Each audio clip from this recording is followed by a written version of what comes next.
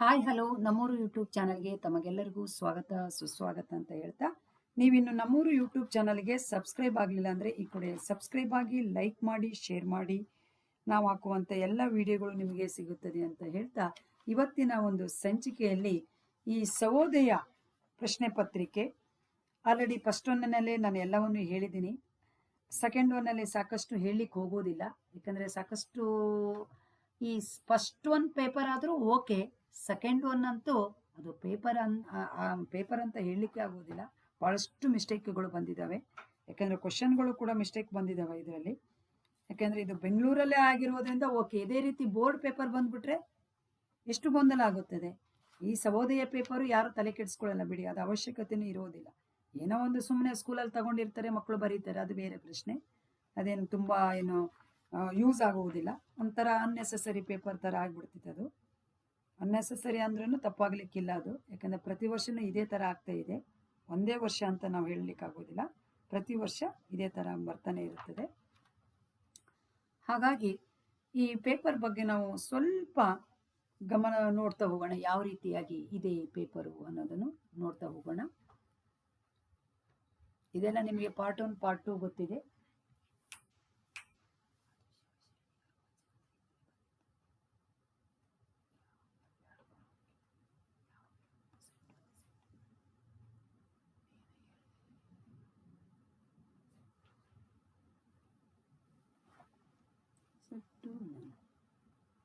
ಇದೆಲ್ಲ ಗೊತ್ತಾಗಿದೆ ಮಕ್ಕಳೇ ನಿಮಗೆ. ಇದನ್ನೆಲ್ಲ ನಾನೇನು ಹೆಚ್ಚೇನು ಅನಾಲಿಸಿಸ್ ಮಾಡಲಿಕ್ಕೆ ಹೋಗೋದಿಲ್ಲ. ಇಲ್ಲಿನೂ ಅಷ್ಟೇ, ಯಾಕೆಂದರೆ ಏನಂತ ಹೇಳಿದ್ರೆ ಶಾಂಪಲ್ ಪ್ರಕಾರದಲ್ಲಿ ನಮಗೆ ಹೇಳಿದರೆ ಒಂದು ನಾವು ಕೇಳಲೇಬೇಕಾಗುತ್ತದೆ, ಕರ್ನಾಟಕದಿಂದ ಒಂದು ಕೇಳಲೇಬೇಕಾಗುತ್ತೆ. ಯಾಕಂದರೆ ಕನ್ನಡ ಪೇಪರ್ ಆಗಿರುವುದರಿಂದ ಕರ್ನಾಟಕಕ್ಕೆ ಸಂಬಂಧಪಟ್ಟಿರುವಂಥದ್ದು ಒಂದು ಪ್ರಶ್ನೆ ಬಂದಿಲ್ಲ ಅಂದರೆ, ಒಂದು ಅನ್ಸಿನ್ ಪ್ಯಾಸೇಜ್ ನಮ್ಗೆ ಬಂದಿಲ್ಲ ಅಂತ ಹೇಳಿದರೆ ಅದು ತಪ್ಪಾಗುತ್ತದೆ. ಅದು ಒಂದು ಬರಲೇಬೇಕಾಗುತ್ತದೆ, ಯಾಕಂದರೆ ಕರಿಕ್ಯುಲಮ್ ನಾವು ನೋಡಲಿಲ್ಲ ಅನ್ನೋದು ಪಕ್ಕ ಗೊತ್ತಾಗ್ಬಿಡ್ತೈತಿ. ಹಾಗಾಗಿ ಬರಬೇಕಾಗುತ್ತದೆ ಅಂತ ನನಗನ್ನಿಸುತ್ತದೆ. ಇಲ್ಲಿ ಆನ್ಸರ್ ಇಲ್ಲೇ ಹಾಕ್ಬಿಡ್ತೀನಿ. ಇದು ಕೂಡ ನಾನು ನಿಮಗೆ ಕೆ ಆನ್ಸರ್ ಕೊಡ್ತೀನಿ, ಆದರೂ ಕೂಡ ಇಲ್ಲೇ ಒಂದು ಸಲ ಹಾಕ್ಬಿಡೋಣ, ನೋಡ್ಕೊಳ್ಳಿ.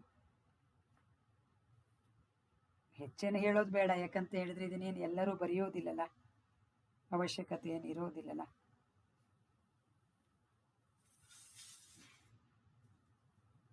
ಯಾರಷ್ಟೇನು ಬರೆಯಲ್ಲ ಇದನ್ನ. ಹಾಗಾಗಿ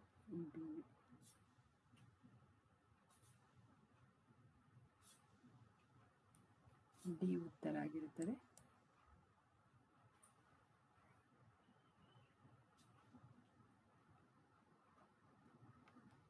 ಐದನೆಯದು ಮಾಡಿದ್ದನ್ನು ಮಾರಾಯ.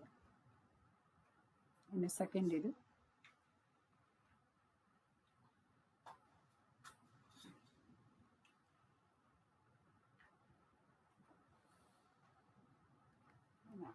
ಯಾವ್ಯಾವುದು ಕೊಡೋಕ್ಕಿಂತ ನಮ್ಮ ಕರ್ನಾಟಕಕ್ಕೆ ಸಂಬಂಧಪಟ್ಟಿದ್ದು ಕೊಟ್ಟರೆ ಒಳ್ಳೆಯದು ಮಕ್ಕಳಿಗೆ. ಅಂದರೆ ನಮ್ಮ ನಾಡಿನ ಬಗ್ಗೆ ಮಾಹಿತಿಯನ್ನು ಮಕ್ಕಳಿಗೆ ತಿಳಿಸಿದಂಗೆ ಆಯಿತು. ಯಾಕಂದರೆ ಅಟ್ಲೀಸ್ಟ್ ಆ ಟೈಮಲ್ಲಾದರೂ ಅವ್ರು ಓದ್ತಾರ ಅನ್ನೋ ಒಂದು ಭಾವನೆ.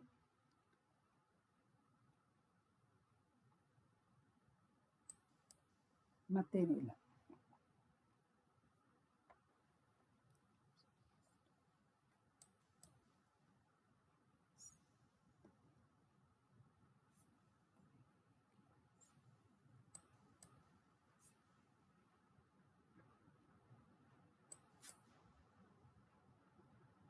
ಇಲ್ಲಿ ಏನಂದರೆ ಈ ಸೀನ್ ಪ್ಯಾಸೇಜ್ ಇದೆಯಲ್ಲ, ಯಾಕಂದರೆ ಮುಂಚೆ ಶಬರಿ ಪಾಠದಿರ್ಬೋದು ಅಥವಾ ಕೌರವೇಂದ್ರನ ಕೊಂದೆ ನೀನು, ಯಾಕಂದರೆ ಟೈಮ್ ಕಡಿಮೆ ಇರುತ್ತದೆ, ಬರೆಯುವಂಥದ್ದು ಸಾಕಷ್ಟು ಇರುತ್ತದೆ. ಹಾಗಾಗಿ ಇದು ಮಕ್ಕಳಿಗೆ ಆ ಟೈಮಿಗೆ ಕರೆಕ್ಟಾಗಿ ಮುಗಿಸ್ಲಿಕ್ಕೆ ಆಗುತ್ತದೆಯಾ ಅನ್ನೋದನ್ನು ನಾವು ನೋಡ್ಕೊಳ್ಬೇಕಾಗುತ್ತೆ. ಯಾಕಂದರೆ ಈ ರೀತಿವೇ 2 ಸೀನ್ ಪ್ಯಾಸೇಜ್ ಕೊಟ್ಟುಬಿಟ್ರೆ ಇದರಲ್ಲಿ ಹೇಗೆ ಆ ಮಕ್ಕಳುಗಳು ಹುಡುಕಿ ಬರೀಲಿಕ್ಕೆ ಸಾಧ್ಯ? ಇದೊಂದು ತುಂಬ ಈ ರೀತಿ ತೆಗಿಬಾರ್ದು ಅಂತ ನಾನು ಹೇಳ್ತಾ ಇದ್ದೀನಿ. ಯಾಕಂದರೆ ನೀವು ಎರಡು ಸೀನ್ ಪ್ಯಾಸೇಜು ಮತ್ತು ಸೀನ್ ಪೊಯಮು ಎರಡೂ ಈ ರೀತಿಯಾಗಿ ತೆಗೆದುಬಿಟ್ರೆ ಮಕ್ಕಳಿಗೆ ಕಷ್ಟ ಆಗುತ್ತದೆ ಅಂತ. ಯಾಕಂದರೆ ಶಬರಿ ಪಾಠ ಮತ್ತು ಕೌರವೇಂದ್ರನೇ ಕೊಂದೆ ನೀನು, ಈ ಎರಡು ನೋಡೋದ್ರಲ್ಲಿ ಮಕ್ಕಳಿಗೆ ಟೈಮ್ ಸಾಕಾಗೋದಿಲ್ಲ ಅಂತ. ಈ ರೀತಿಯಾಗಿ ತೆಗಿಬೇಡಿ ದಯವಿಟ್ಟು ಪ್ಲೀಸ್. ನಾನು ಹೇಳ್ತಾ ಇರೋದು ಈ ರೀತಿ ಎರಡೂದೂ ನೀವು ಈ ರೀತಿ ತೆಗಿಬೇಡಿ. ಯಾಕಂದ್ರೆ ಮಗುಗೆ ಓದೋದು ಕಷ್ಟ ಆಗುತ್ತೆ, ಓದ್ಕೊಂಡು ಬರಿಬೇಕು, ಬರೆಯೋದಿರುತ್ತದೆ ಸಾಕಷ್ಟು, ಸುಮ್ಮನೆ ಆಗೋದಿಲ್ಲ ನೋಡಿ. ಇದೆಲ್ಲ ಎಷ್ಟು ಕಷ್ಟ ಆಗುತ್ತದೆ ಗೊತ್ತಾ ಮಕ್ಕಳಿಗೆ. ಅದರಲ್ಲಿ ಇದು ಶಬರಿದೆಲ್ಲ ಮಕ್ಕಳಿಗೆ ಕಷ್ಟ ಆಗುತ್ತದೆ. ಯಾವತ್ತು ಈ ಥರನೆಲ್ಲ ತೆಗಿಬಾರ್ದು. ಒಂದು ಪ್ರಶ್ನೆ ಪತ್ರಿಕೆ ತೆಗಿಬೇಕಂದ್ರೆ ಎಲ್ಲವನ್ನು ಗಮನದಲ್ಲಿಟ್ಟುಕೊಂಡು ನಾವು ಮಾಡಬೇಕಾಗುತ್ತದೆ. ಇದೆಲ್ಲ ತಪ್ಪಾಗುತ್ತದೆ, ಯಾಕಂದ್ರೆ ಮಗು ಕಷ್ಟ ಆಗುತ್ತದೆ. ಇದು ನಾನು ಕೀ ಆನ್ಸರ್ ಕೊಡ್ತೀನಿ ನೆಕ್ಸ್ಟ್ ವಿಡಿಯೋದಲ್ಲಿ.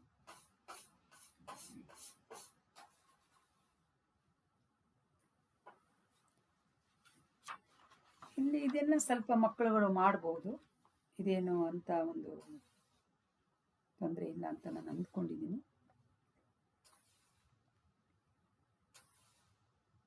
ಇದು ಆನ್ಸರ್ ಸಿ ಇದೆ. ಯಾಕಂದ್ರೆ ಇದು ಒಂದು ಕೊಟ್ಟಿರ್ತೀವಲ್ಲ, ಎಲ್ಲದಕ್ಕೂ ಬೇಡ.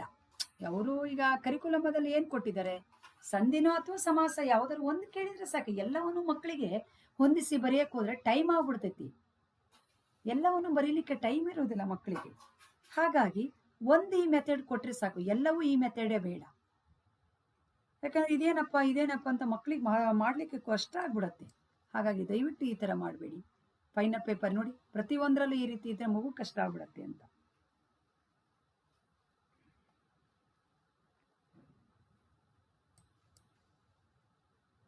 ಆಮೇಲೆ ಇಲ್ಲಿ ಈ ರೀತಿಯಾಗಿ ಬೇಡ, ಕ್ರಮವಾಗಿ ನೋಡಿ. ಈ ತತ್ಸಮ ತದ್ಭವ ಮಕ್ಕಳು ಮಾಡುವುದೇ ಬಹಳ ಕಷ್ಟದ ಕೆಲಸ. ಅಂಥದ್ರಲ್ಲಿ ನಾವುಗಳು ಇಲ್ಲಿ ನಾವು ಏನು ಕೇಳಬೇಕು, ಸರಿಯಾದ ಕ್ರಮದಲ್ಲಿ ಬರೆಯಿರಿ ಅಂತ ಕೇಳಬೇಕು. ಮೊದಲಿಗೆ ತತ್ಸಮ ಬರಿಬೇಕು ಅಂದಾಗ ಈ ಎರಡೂ ಸರಿ ಇದಾವೆ ನೋಡಿ. ಇದು ನೋಡಿದ ತಕ್ಷಣನೇ ಮಕ್ಕಳಿಗೆ ಎಲ್ಲವೂ ಸರಿ ಅಂತ ಅನಿಸುತ್ತದೆ. ನಾನು ಅದಕ್ಕೆ ಹೇಳಿದೆ, ಈ ಮೆಥಡ್ ಅನ್ನೆಲ್ಲ ಹೆಚ್ಚು ಕೇಳಬೇಡಿ. ಒಂದು ಸಂಧಿನೋ ಅಥವಾ ಒಂದು ಸಮಾಸದಲ್ಲೋ ಕೇಳಿ, ಪ್ರತಿಯೊಂದಕ್ಕೂ ಮೆಥಡ್ ಎಲ್ಲವನ್ನೂ ಕೇಳಬೇಡಿ, ಮಕ್ಕಳಿಗೆ ಗೊಂದಲ ಆಗುತ್ತದೆ.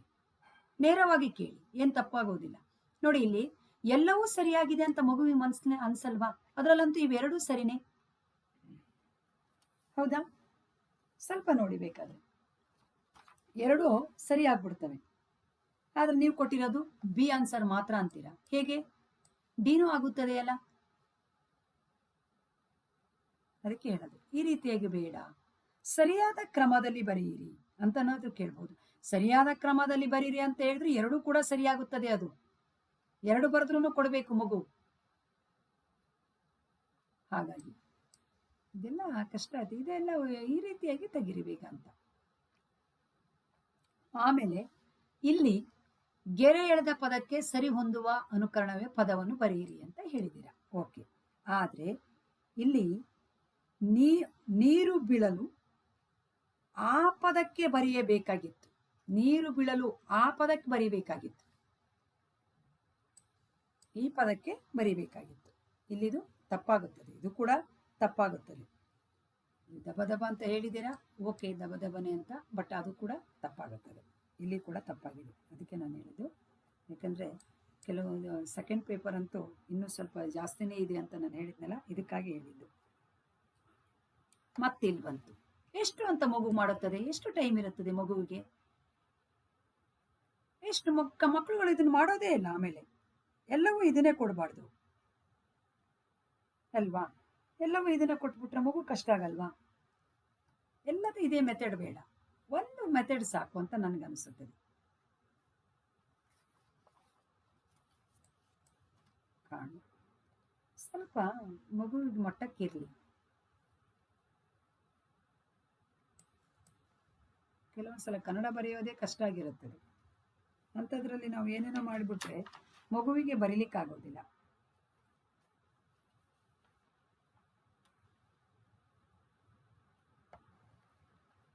ಇಲ್ಲಿನೂ ಅಷ್ಟೇ.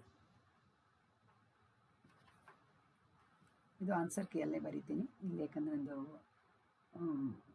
ಪ್ಯಾಡ್ ಸ್ವಲ್ಪ ಪ್ರಾಬ್ಲಮ್ ಇದೆ, ಪೆನ್ ಪ್ಯಾಡಿಂದು, ಹಾಗಾಗಿ ಇಲ್ಲಿ ಬರೀಲಿಕ್ಕೆ ಆಗ್ತಾ ಇಲ್ಲ.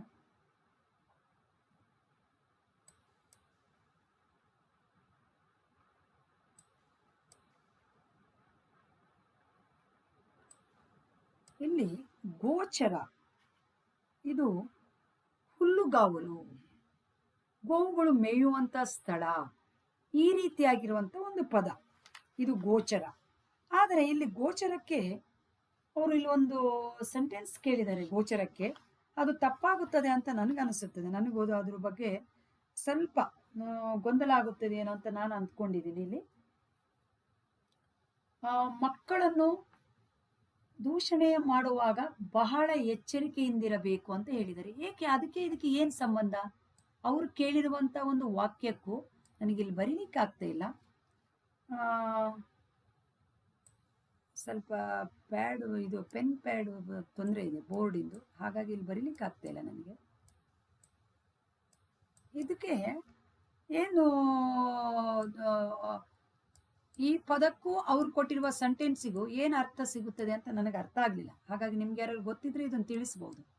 ಇದು ನನಗೆ ಸರಿ ಗೊತ್ತಾಗಲಿಲ್ಲ, ನಿಮ್ಗೆ ಯಾರು ಗೊತ್ತಿದ್ದಿದ್ರೆ ಹೇಳಿ. ಅಷ್ಟೇ ಅಲ್ಲೇನಾದ್ರ ಬಗ್ಗೆ ನಂಗೆ ಅರ್ಥ ಆಗಲಿಲ್ಲ ಅದು. ಓಕೆ, ಇದು ಓಕೆ, ಮಗು ಏನೋ ಮಾಡುತ್ತದೆ ಬಿಡಿ. ನೆಕ್ಸ್ಟ್ ಎಲ್ಲ ಗೊತ್ತಾಗುತ್ತದೆ. ಇದೆಲ್ಲ ವಸಂತ ಜುಲೈ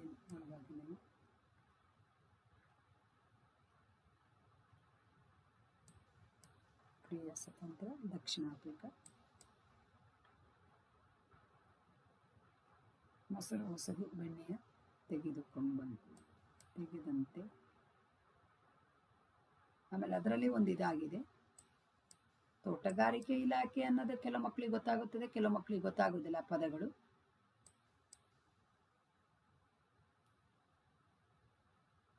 ಇದು ಮಹಾನಗರ ಪಾಲಿಕೆ, ಇದ್ರ ಬಗ್ಗೆ ವರದಿ ಮಾಡಿರ್ತಾರೆ, ಅವರವರ ಶಾಲೆಯಲ್ಲಿ ಆಚರಣೆ ಮಾಡಿರ್ತಾರೆ, ಬರೆದಿರ್ತಾರೆ ಮಕ್ಕಳುಗಳು. ಇದು ಓಕೆ.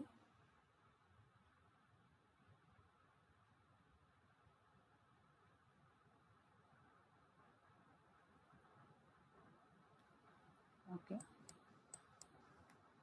ಇದು ತೊಂದರೆ ಇದೆ ಅಂತ ನನಗನ್ಸುತ್ತದೆ. ಯಾವುದು? ಈ ಪ್ರಶ್ನೆ ಗೊಂದಲ ಇದೆ ಅಂತ ನನಗಾಗಿದೆ. ಇದು ತಪ್ಪಾಗಿದೆ ಅಂತ ನನಗನ್ಸುತ್ತದೆ ಇದು. ಯಾಕಂದ್ರೆ ನಮ್ಮ ಪರೀಕ್ಷಾ ಸುಗಮದಲ್ಲಿ ನಾನು ನೀಟಾಗಿ ಕೊಟ್ಟಿದ್ದೀನಿ, ಇದ್ರ ಆನ್ಸರ್ ಇಲ್ಲಿ ತಪ್ಪು ಬಂದಿದೆ, ಅಂದ್ರೆ ತಪ್ಪಾಗಿದೆ. ಇದು ನಮ್ಮ ಪುಸ್ತಕದಲ್ಲಿ ಇದು ಸರಿಯಾಗಿದೆ. ಮೊಸರು ಅನ್ನುವುದು ಇಲ್ಲಿ ಬರುವುದಿಲ್ಲ, ಅಂದ್ರೆ ಎರಡನೇ ಉತ್ತರಕ್ಕೆ ಬರುತ್ತದೆ. ಅದು ಮೊಸರು ಅನ್ನುವುದು ಜ್ಞಾನಿ ಅಜ್ಞಾನಕ್ಕೆ ಬರುತ್ತದೆ ಸರ್, ಇದರಲ್ಲಿ ಬರೋದಿಲ್ಲ.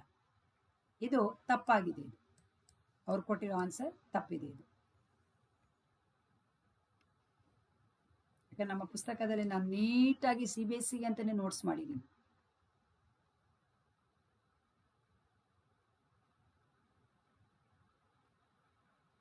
ಇದೆಲ್ಲ ಮಾಡ್ತಾರೆ ಮಕ್ಕಳುಗಳು, ಕ್ವಶನ್ ಆ್ಯಂಡ್ ಆನ್ಸರ್ಗಳು. ಆಮೇಲೆ ಇಲ್ಲಿ ಯಾವುದೋ ಒಂದು ನಾನು ಬಿಟ್ಟೆ ಅಂತ ಅಂದ್ಕೊಂಡೆ.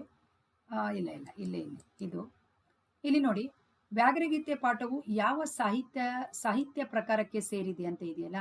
ಇಲ್ಲಿ ನಮ್ಮ ಮಕ್ಕಳಿಗೆ ಇದು ಸ್ಪರ್ಧಾತ್ಮಕ ಪರೀಕ್ಷೆಯನ್ನು ಮಗು ಬರೀತಾ ಇಲ್ಲ, ಇದು ತರಗತಿಯ ಪರೀಕ್ಷೆ ಆಗಿರುವುದರಿಂದ ಸಾಹಿತ್ಯ ಯಾವ ಸಾಹಿತ್ಯ ಪ್ರಕಾರದಲ್ಲಿದೆ ಇದೆಲ್ಲ ಯಾಕೆ ಈ ರೀತಿ ಕೇಳಬೇಕು? ನೇರವಾದ ಪ್ರಶ್ನೆ ಕೇಳ್ಬಹುದಲ್ಲ, ಯಾಕೆ ಸಾಹಿತ್ಯ ಬೇಡ. ಮಗುವಿಗೆ ನಮ್ಗೆ ಇಲ್ಲಿ ಬೇಕಾಗಿದ್ದು ನಮ್ಗೆ ಸ್ಕಿಲ್ ಡೆವಲಪ್ಮೆಂಟ್ ಮಾಡಬೇಕು ನಾವು. ಇಲ್ಲಿ ನಮ್ಗೆ ಸಾಹಿತ್ಯ ಬೇಡ. ಇದು ತಪ್ಪಾಗುತ್ತದೆ. ಈ ರೀತಿಯಾದ ಕ್ವಶನ್ಗಳನ್ನೆಲ್ಲ ಕೇಳಲಿಕ್ಕೆ ಹೋಗ್ಬೇಡಿ, ಯಾಕಂದ್ರೆ ಮಗುಗೆ ತೊಂದರೆ ಆಗುತ್ತದೆ. ನಾನು ಹೇಳ್ತಾ ಇರೋದು ಮಗುವನ್ನು ನಮಗೆ ಬಹಳ ಇಂಪಾರ್ಟೆಂಟು. ನಾನು ಮಗುವಿಗೋಸ್ಕರ ಹೇಳ್ತಾ ಇದ್ದೀನಿ. ಇಲ್ಲಿ ಬರೆಯುವುದು ಮಗು, ಹಾಗಾಗಿ ಈ ರೀತಿ ಎಲ್ಲ ಕೇಳಲಿಕ್ಕೆ ಹೋಗ್ಬೇಡಿ. ಬರುವ ಪಾತ್ರ ಅದು ಕೂಡ ಅಷ್ಟೇ. ಪ್ರಶ್ನೆಗಳು ಕೆಲವೊಂದು ಕೇಳುವ ಪ್ರಶ್ನೆಗಳಿದೆಯಲ್ಲ, ಅದು ಸರಿಯಾಗಲಿಲ್ಲ.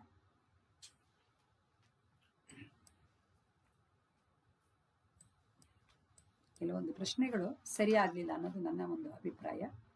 ಕೆಲವೊಂದುಗಳು ನನ್ನ ಅಭಿಪ್ರಾಯ, ಅನಿಸಿಕೆ, ಕೆಲವೊಂದುಗಳು ಬೇರೆ ಬೇರೆ ಶಿಕ್ಷಕರು ಹೇಳಿದ್ದು, ಮಕ್ಕಳು ಹೇಳಿದ್ದು, ಪೋಷಕರು ಹೇಳಿದ್ದು ಎಲ್ಲವನ್ನು ಇಟ್ಕೊಂಡು ನಾವು ವಿಡಿಯೋನು ಮಾಡ್ತೀನಿ.